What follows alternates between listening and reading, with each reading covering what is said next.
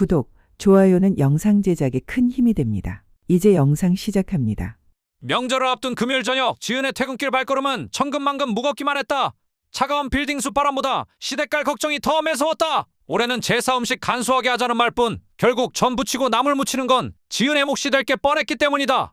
지은은 깊은 한숨을 내쉬며 남편에게 문자를 보냈다. 나 이번 명절엔 진짜 아프다고 하고 안 가면 안 될까? 한편 시어머니 영자 씨는 텅 빈 거실에 홀로 앉아 있었다.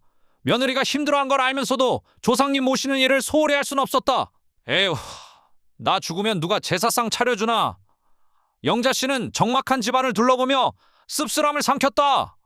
그때 거실 한 구석에 놓인 AI 스피커가 눈에 들어왔다. 손주가 선물해주고 간 아리아였다. 영자 씨는 문득 호기심이 일었다. 아리아, 요즘 젊은 애들은 제사상에 뭘 올리냐? 영자 씨가 쭈뼛거리며 말을 걸었다. AI 스피커가 명랑하게 대답했다. 최근엔 고인이 좋아하시던 피자, 치킨, 커피를 올리기도 합니다. 형식보다 정성이 중요하니까요. 영자 씨의 눈이 휘둥그레졌다. 뭐? 피자? 그래도 되나? 하지만 이내 그녀의 입가에 장난스러운 미소가 번졌다. 그래, 우리 영감도 살아생전 피자랑 콜라 참 좋아했지.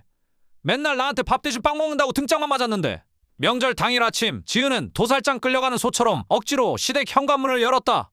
기름 냄새 진동할 부엌을 상상하며 눈을 질끈 감았다. 어머님, 저 왔어. 요, 지은의 말문이 턱 막혔다. 코끝을 스치는 건 고소한 기름 냄새가 아니라 달콤한 빵 냄새였다.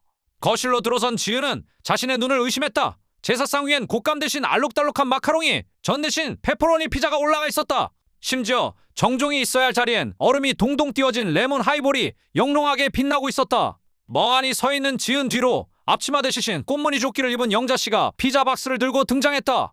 왔냐? 아리아한테 물어보니까 요즘은 이게 트렌드란다. 우리 영감, 이제야 소원 풀겠네. 영자씨가 윙크를 날렸다. 지은은 어안이 벙벙해 입을 다물지 못했다. 어머님, 이거 진짜예요? 공원인들이 뭐라 하시면 어쩌려고? 잔소리 말아라. 제사는 정성이지 형식이냐? 너도 전 부치느라 허리 위지 말고 앉아서 이거나 먹자. 영자씨는 지은의 손에 마카롱을 쥐어주었다. 긴장이 풀린 지은의 눈에서 왈칵 눈물이 쏟아졌다. 그건 단순한 마카롱이 아닌 시어머니의 배려였다. 그날 밤 며느리와 시어머니는 하이볼을 부딪히며 웃음꽃을 피웠다. 조상님도 분명 흐뭇하게 웃으며 피자 한 조각 드셨으리라.